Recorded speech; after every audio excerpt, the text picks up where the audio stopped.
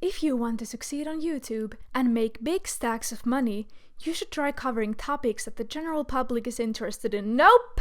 Screw that! We're talking about the hands in Disney's Atlantis: The Lost Empire. This topic has been living rent-free in my head for several years. That's longer than it takes to make another human being, so I figured that it's finally time to get it out of my head and onto a video. Point 1 of why the hands in Atlantis are glorious. The main character's hand animation. I think that the main character of this movie, Milo Thatch, is the most relatable character Disney has ever produced from the very first scene he's in. And a lot of that has to do with his hands. Look at him! He's practicing an important presentation and his hands are just all over the place. Not only is this just incredible character animation, it also does a great deal of characterization. He's gesturing wildly because he's driven and passionate and excited about the topic at hand. He's maybe a little nervous to soon be talking in front of many people. And he is not very good at looking professional. And he is a total nerd. Relatable. And that's what you can get just from the way that he's moving his hands. Point 2 of why the hands in Atlantis are glorious. They are diverse. Usually when I'm watching an animated movie, the hands don't really grab my attention at all.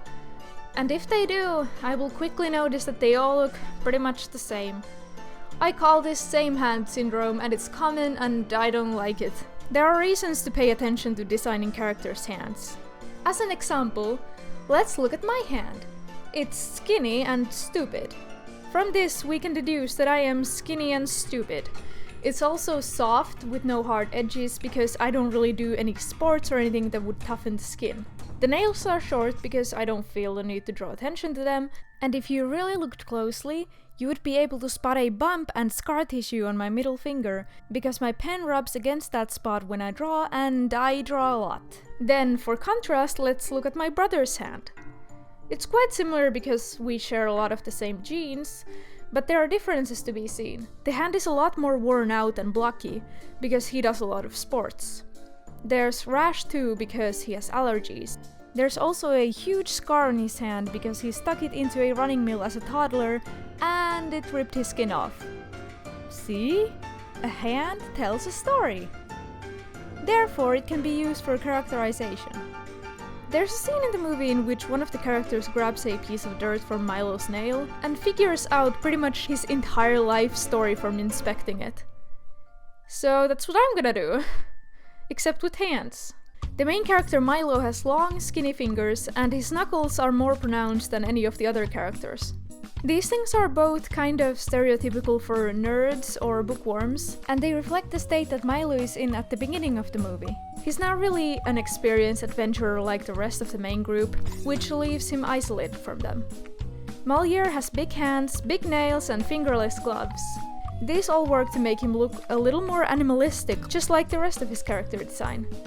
The fingerless gloves and big nails specifically kind of make him look like he has furry paws and claws, you know, like a mole. Sweet has big hands because he's a big man, but they are also visibly smoother than any of the other male characters, probably because he's a doctor and therefore doesn't do as much physical work as the other men in the group. He's also more kind and caring than the rest of the group, which could also explain the design choice of him having soft hands. Rourke has big, bulky hands, alluding to his great strength, but more interestingly, I noticed that in the beginning of the movie he constantly has his hands behind his back. Now, this is probably to make him appear more like a strong leader, but I also think it could be alluding to the fact that he later turns out to be the villain of the story and is pretending to be better than he actually is at the beginning of the movie. He's hiding his hands so that the others can't see that they're bad guy hands. Mrs. Packard has skinny, wrinkled hands. That's just sort of customary for the old people in this movie. Cookie as well as the King and Mr. Whitmore also have the same thing going on. Notably though, Packard also has long nails, possibly because despite her old age, she's still quite feisty. Kida just has Disney princess hands, you know, long, slender fingers, absolutely no detail. Attractive young woman has smooth hands, but I mean, she is a Disney princess technically, so I guess it's suiting. The other young woman in the main cast, Audrey, also has less detail in her hands than the rest of the cast, but it's still more than with Kida. She is a mechanic after all. It would make sense that her hands were in a bit of a rougher shape. She also wears these huge gloves for a good part of the movie, again because she works with her hands. The other characters whose work is more physical also wear gloves. This dynamite dude even seems to wear them in his sleep?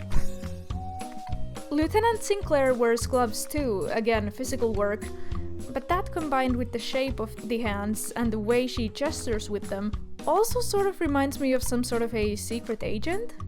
This is likely pointing to the fact that she is quite cunning, much like her villain counterpart. The Leviathan has giant crab hands because it is a giant crab. See, it's all really well thought out. Point 3 of why the hands in Atlantis are glorious. They fit in flawlessly with the rest of the art style. With almost every character, the nails are represented by a triangle shape. Not only is this just a cool and kind of unusual way of drawing fingernails, it also fits with the rest of the style of this movie. Geometric shapes play a large role in the environments the characters spend a lot of the movie in. Even the fictional written language uses these same shapes as symbols. Every single part of this movie has been crafted to seamlessly fit together, and that includes the hands. Conclusion! This information is useless. Watch Atlantis just for the hands. A big thank you to my Patreon supporters: Load, Put Me on Fire, Florina Fairy, Pixie Art 5, Kasinamu Borkenstar, and Brianna Perry. Like and subscribe for more bad videos.